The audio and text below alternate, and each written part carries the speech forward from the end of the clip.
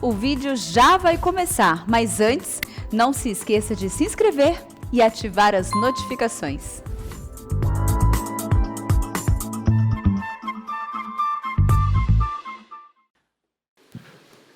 Vamos abrir a palavra de Deus no livro de Juízes, capítulo 2. Juízes, capítulo 2. Nós vamos ler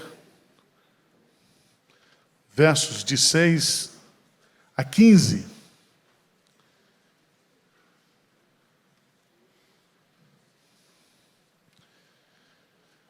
Diz-nos assim a palavra de Deus: havendo Josué despedido o povo, foram-se os filhos de Israel, cada um a sua herança, para possuírem a terra.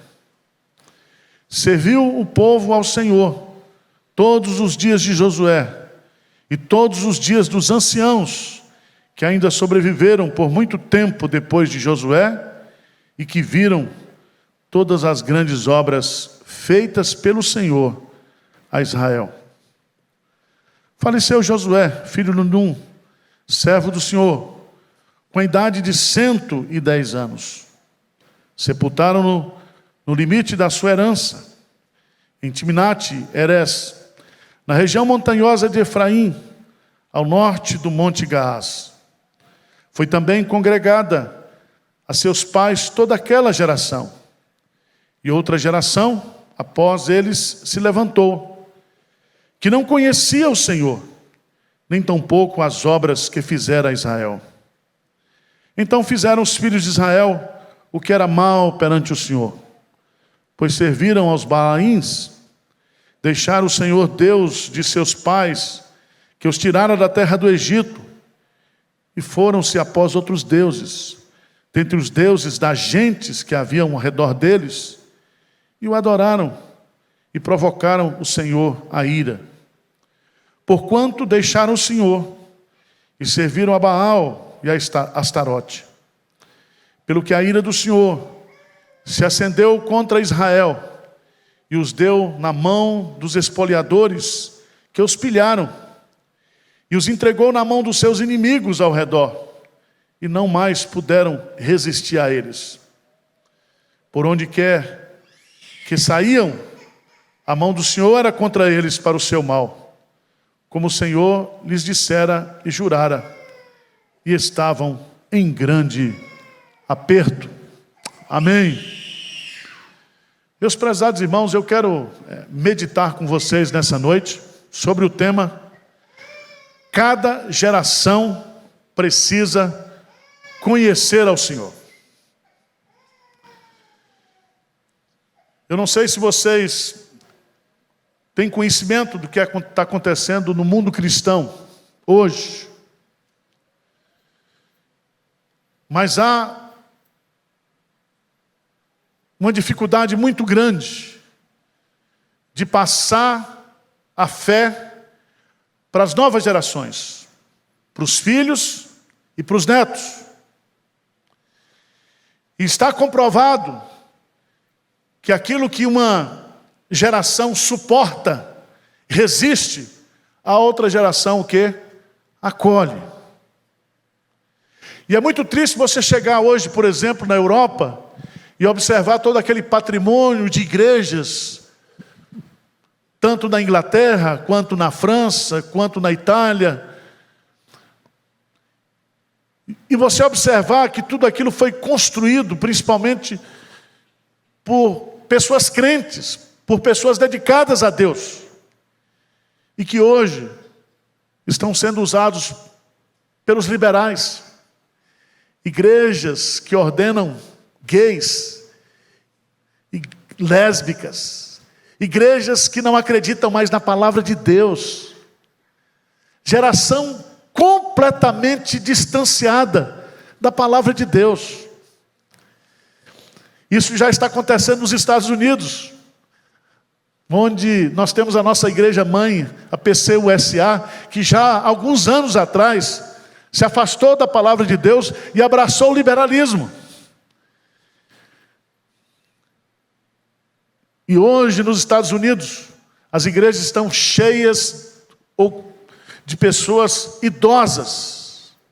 Cheias no sentido amplo, porque há comunidades que não têm mais crianças, não tem mais adolescentes, não tem mais jovens. E as igrejas, os templos, outrora cheios de uma religiosidade piedosa, dedicada a Deus, missionária, infelizmente, esses templos estão sendo vendidos, se tornam mesquitas. Lá na Inglaterra, na Irlanda, na Escócia, estão se tornando boates, bares. E eu quero chamar a sua atenção aqui nesta noite, justamente para mostrar para você que nós temos um compromisso, nós temos um mandamento de Deus, uma ordem de Deus, de como crentes nós precisamos passar o bastão da fé para as novas gerações. A maior herança que eu e você, que a nossa geração pode legar, o maior legado que nós podemos deixar para os nossos filhos e netos é a fé em Jesus Cristo. É a fidelidade a Deus, é a piedade a Deus. Mas no Brasil a gente tem alguns sintomas que são muito perigosos. E eu falo aqui da Igreja Presbiteriana do Brasil, muitas igrejas já acabaram com a escola dominical. Não existe mais o culto doméstico. Os nossos adolescentes, as nossas crianças, os nossos jovens, eles estão sendo influenciados por ideologias mundanas. E há, nesse momento, um clamor, irmãos. Ou a gente luta por isso, ou a gente abraça essa causa, ou daqui a 20 anos, a igreja evangélica brasileira se tornará uma igreja totalmente liberal. Eu fico imaginando a luta que a gente está fazendo aqui para construir tudo isso. Eu não quero ver isso. Uma bandeira com arco-íris aqui na porta dizendo, venha para cá. Venha para cá. Eu não sei se você está preocupado com isso. E é tão interessante porque a palavra de Deus já nos alerta para isso. E aqui nós temos, no versículo 6, lê comigo aí, diz aí, havendo Josué despedido o povo, foram os filhos de Israel, cada um a sua herança, para possuírem a terra. Por que eles possuíram a terra? Porque Deus cumpriu o quê? A sua palavra. As promessas de Deus foram cumpridas. Essa herança não foi conquistada, essa herança foi dada. Você sabe que herança, você não compra, você herda, você recebe. Mas é tão interessante, no versículo 7, a importância de uma liderança piedosa para influenciar uma geração. E veja no texto, lê comigo, por favor. Lê comigo, versículo 7. Lê comigo aí. O que diz? Serviu o povo ao Senhor todos os dias de Josué e todos os dias dos anciãos que ainda sobreviveram por muito tempo depois de Josué e que viram todas as grandes obras feitas pelo Senhor a Israel. Então veja bem, o povo serviu ao Senhor todos os dias de Josué. Quantos anos Josué viveu? 110 anos. Israel também foi fiel a Deus nos dias dos sucessores imediatos de Josué. Aqueles que receberam a influência, o legado da fé. E é muito importante nós entendermos aqui que a razão por que eles fizeram isso, a razão por que eles fizeram isso, é que eles, veja no versículo 7, eles viram todas as grandes obras feitas pelo Senhor a Israel. Eles foram testemunhas dos grandes feitos de Deus, das maravilhas de Deus. Mas não somente isso, se você descer um pouquinho mais, no versículo 10, vai falar que eles conheceram o Senhor. Eles não somente conheciam quem era Deus, mas conheciam os grandes feitos de Deus. E é tão interessante, veja lá no capítulo 2, no início do capítulo 2, que Jesus, o anjo do Senhor, aparece em Gigal, a Boquim, e veja lá, 2:1, diz assim: do Egito fiz subir, e vos trouxe a terra que sob juramento havia prometido a vossos pais. Eu disse: nunca invalidarei a minha aliança convosco. Meus prezados irmãos, isso é muito sério, porque eu e você, nós estamos aqui hoje crentes, prestando esse culto a Deus, mas muita gente morreu para que esse evangelho chegasse até nós aqui. Nós recebemos esse legado de fé. Eu posso citar aqui, presbiteriano diferente, o nosso querido Ashbel Green Simon, que está sepultado aqui no cemitério da Consolação. Ele, a esposa dele e a filha dele morreram. Eles vieram em 1859, numa grande pandemia de febre amarela. Eles viveram 8 anos aqui, mas eles trouxeram a fé reformada, a fé presbiteriana para nós.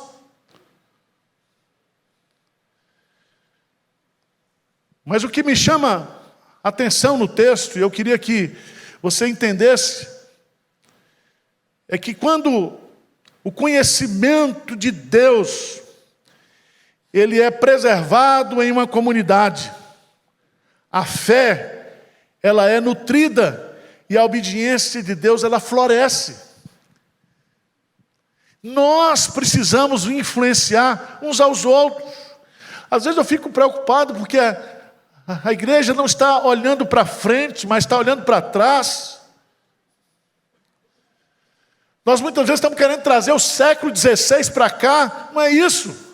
Nós precisamos entender que essa geração nova, os nossos filhos, os nossos netos, eles precisam conhecer a Deus e conhecer os grandes feitos de Deus, e a responsabilidade é minha e sua de passar isso para eles. Eu vejo muita gente hoje na igreja falando mal da igreja. Tem muito filho de crente que abandonou a igreja, está afastado do evangelho, sabe por quê? Porque os pais, ao invés de falarem de Jesus, de dar um testemunho de quem é Deus, falam mal da igreja. Mas esse texto vai nos ensinar essa primeira verdade, a importância de uma liderança piedosa para influenciar uma geração e as novas gerações. E o exemplo disso está aqui, do versículo 6 até o versículo 9. Mas veja lá no versículo 10, por favor. Lê comigo esse versículo 10. O que é que diz? Foi também congregada a seus pais toda aquela geração. Agora veja, vamos ler juntos aí. Diz aí: e outra geração após eles se levantou, que não conhecia o Senhor, nem tampouco as obras que fizera a Israel. Não conhecia quem era Deus e não conhecia o que Deus fez. Não vamos discutir aqui as falhas, mas vamos discutir aqui e mostrar à luz do texto as consequências disso. As consequências. E aqui eu queria chamar a sua atenção, a partir do versículo 11. Versículo 11, a primeira consequência, diz aí: então fizeram os filhos dos crentes, os filhos de Israel, o que era mal perante o Senhor. Essa expressão, fizeram mal perante o Senhor, significa diante dos olhos do Senhor. Diante dos olhos do Senhor.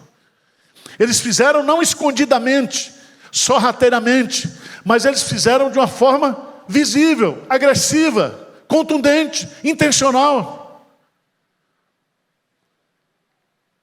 Você já pensou nisso?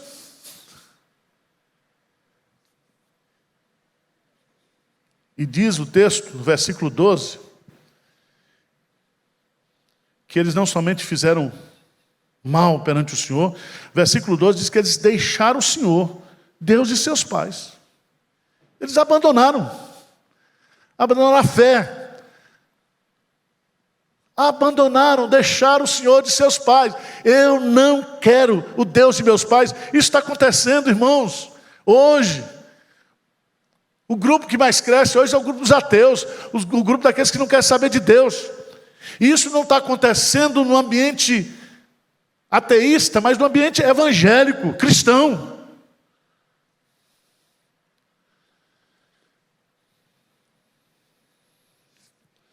Mas a coisa é mais séria. Diz aí que eles fizeram mal perante o Senhor, eles deixaram o Senhor. Veja no final do capítulo 12, a última frase. Eles provocaram o Senhor o quê? A ira. 3 consequências danosas. Fizeram mal perante o Senhor. Abandonaram a fé dos pais. E aqui eles querem o quê? Provocar a ira do Senhor. Isso aqui é uma rebelião contumaz, consciente. E o que eu vejo hoje, meus amados irmãos, e eu vi agora recentemente lá na Europa, pastores, ou teólogos, crentes, falando os maiores absurdos.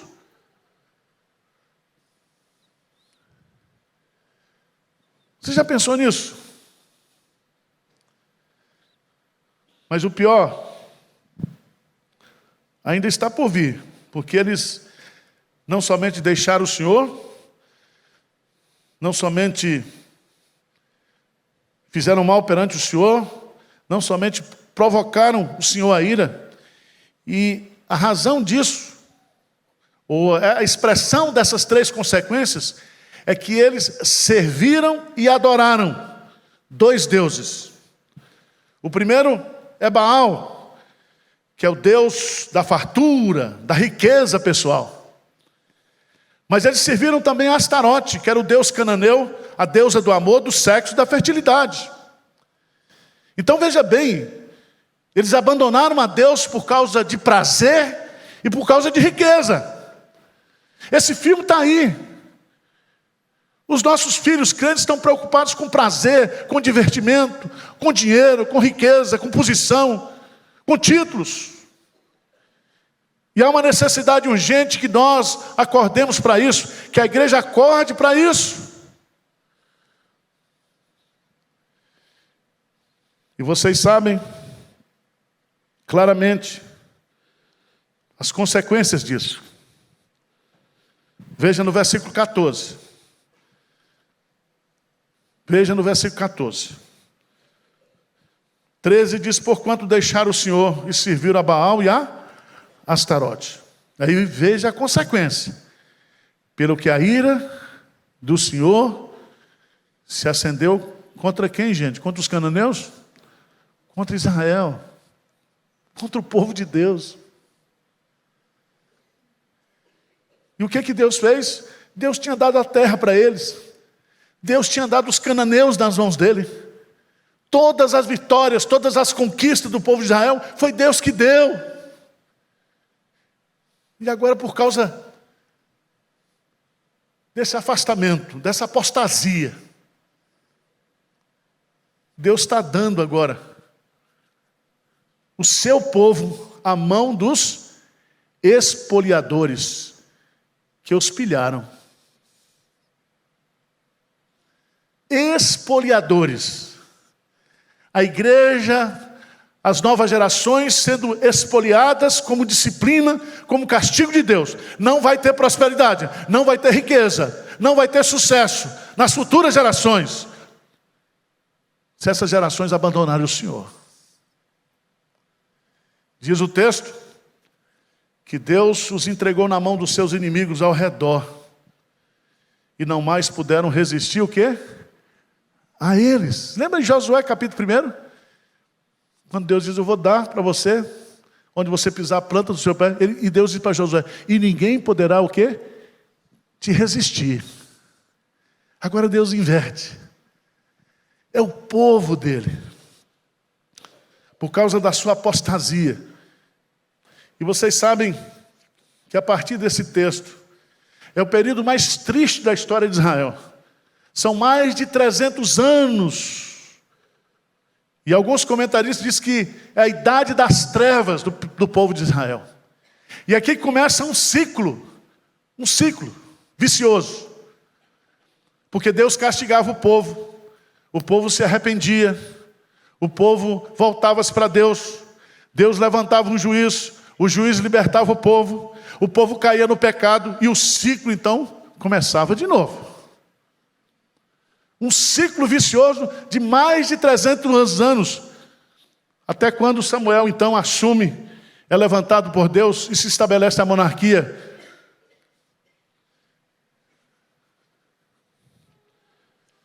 Mas eu queria, meus amados irmãos, trazer uma luz de esperança para a gente. Senão, você faz o diagnóstico e diz, e aí pastor, o que é que a gente faz?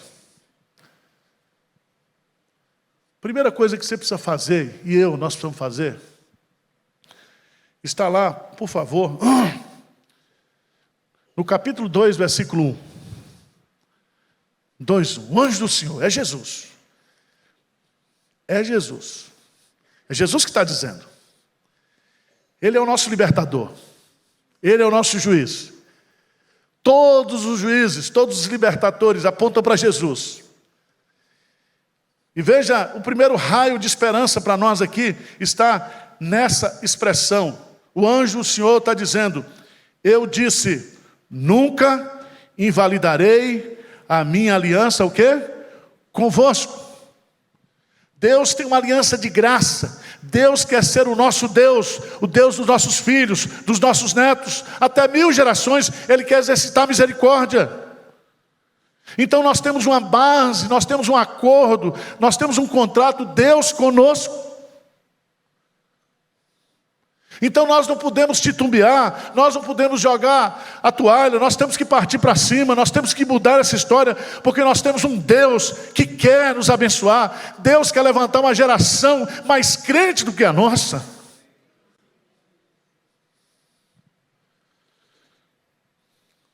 Mas em segundo lugar, eu queria que você fosse para o texto do livro dos Salmos.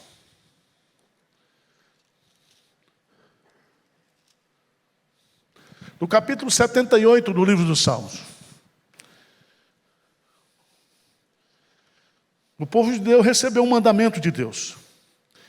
E o mandamento de Deus é que as gerações antigas passassem para as novas gerações a fé.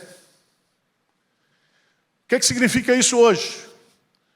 Eu e você, não somente como pais e mães crentes, mas também como igreja, nós temos que priorizar as novas gerações. Nós temos que deixar um legado de fé para eles.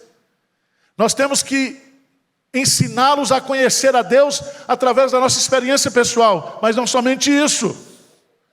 Contar para eles o que Deus fez. Por isso, meus amados irmãos, o Deus que fez é o Deus que continua fazendo. E está fazendo. Veja, por favor, no versículo 3 do capítulo 78 dos Salmos, ele diz assim, o que ouvimos e aprendemos, o que nos contaram nossos pais, não encobriremos a seus filhos, contaremos à vindoura geração os louvores do Senhor e o seu poder e as maravilhas que fez. Ele estabeleceu um testemunho em Jacó, instituiu uma lei em Israel e ordenou a nossos pais que os transmitissem a seus filhos. Irmão, vamos ler juntos? 6-8, vamos lá, bem forte.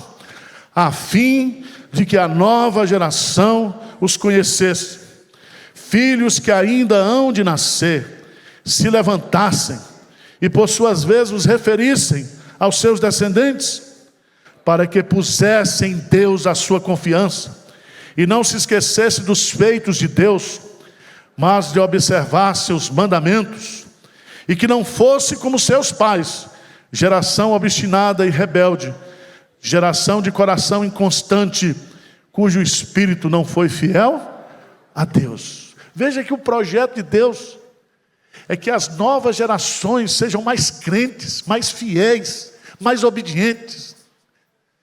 E eu quero que meu filho, a minha neta, os meus netos sejam mais crentes do que eu, do que você.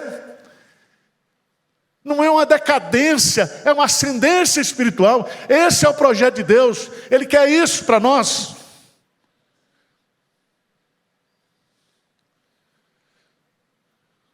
Mas eu queria chamar a sua preciosa atenção, porque Deus coloca na responsabilidade dos pais, principalmente, num primeiro momento, veja lá, em Deuteronômio capítulo 6.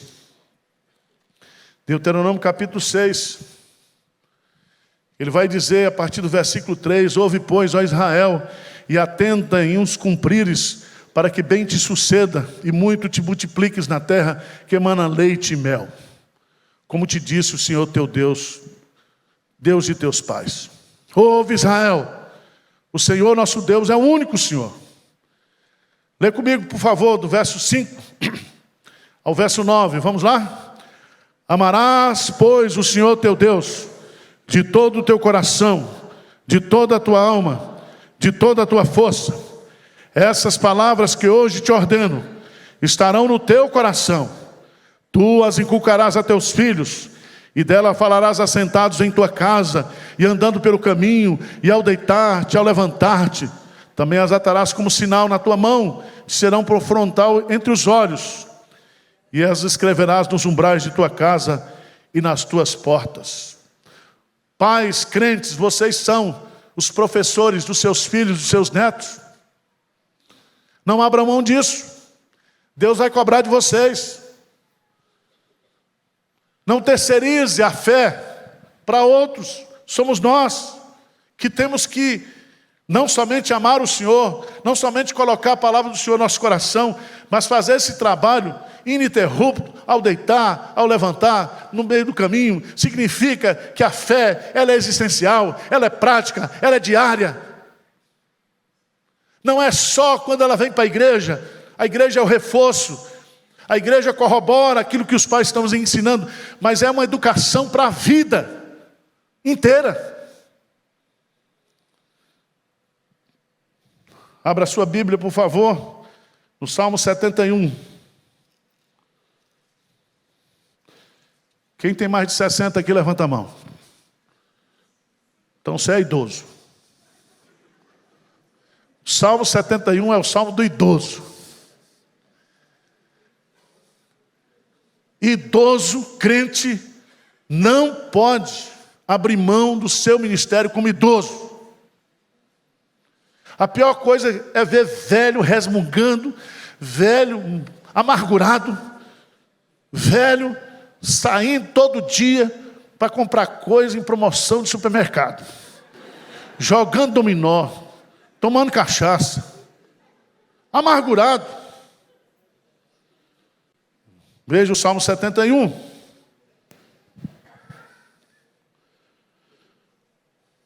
Versículo 17, Salmo 71, 17. O que diz o salmista? Olha o pedido que o salmista faz a Deus. Esse salmo é a súplica de um ancião. O que ele diz aí? Hein? Tu me tens ensinado, ó Deus, desde a minha mocidade, e até agora tenho anunciado as tuas. Não me desampares, pois, ó Deus, até a minha velhice e as canse, até que eu tenha declarado à presente geração a tua força e as vindouras o teu poder. Irmãos, hoje o povo fala mais de política do que de Deus, da palavra de Deus. A discussão agora é direita, esquerda, direita, esquerda, direita. Matou um, quem matou? Foi o da direita ou da esquerda? Tudo agora é direita, esquerda, direita, esquerda. Então uma opressão. Esse não é o nosso ministério. Você é uma testemunha para as novas gerações. Você tem que chegar para as novas gerações e dizer: olha, não é servir ao Senhor. É você contar para as novas gerações quem é Deus e o que Ele tem feito, e o que Ele fez na nossa vida. Conta a sua experiência, conta o que Deus fez na sua vida, as transformações, de onde você veio, onde você está hoje. Você mostrar na sua vida, e através da palavra de Deus, que os judeus não tinham, nós temos a palavra. Nós podemos sentar com uma criança hoje, abrir a Bíblia, tem Bíblia infantil, tem tudo, tem vídeo, tem tudo. Vocês estão entendendo ou não? Então tá bom, vamos embora para casa. Tomar uma sopinha para dormir, não é isso?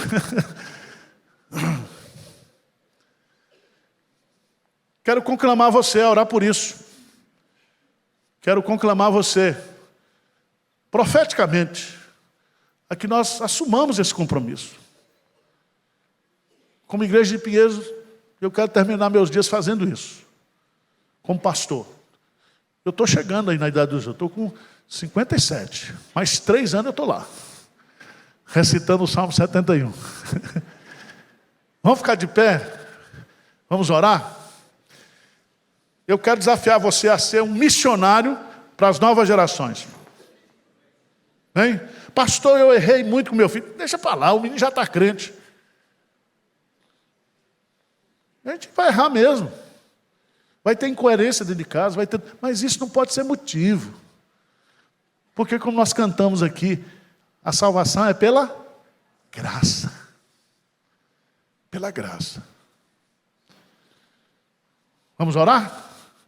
Senhor Deus, nós queremos nesta noite levantar um clamor aqui pelas novas gerações, pelas crianças da nossa igreja, das famílias da nossa igreja, pelas crianças do nosso Brasil, que são alvos do maligno, que são alvos, ó Deus, de ideologias destrutivas, que são alvos, ó Deus, do maligno, Pai. Ajuda-nos, Senhor, como igreja, abra os nossos olhos, o nosso coração, apressa o nosso caminhar, o nosso andar, dá-nos disposição, Senhor, para ir ao encontro dessa nova geração, que nós possamos acolhê-los, amá-los, ajudá-los. E nós sabemos, ó Deus, que a maior herança, o maior legado que nós podemos deixar para as novas gerações é a nossa fé, é o conhecimento do Senhor, é o temor do Senhor, é a fé no Senhor. Ajuda-nos nisso, Pai, que nós não tenhamos a tristeza de ver o Brasil embarcando nesse ateísmo. Nos ajuda, Senhor, nos dê graça, nos encha com Teu Santo Espírito. Essa é a nossa oração em nome de Jesus. Amém.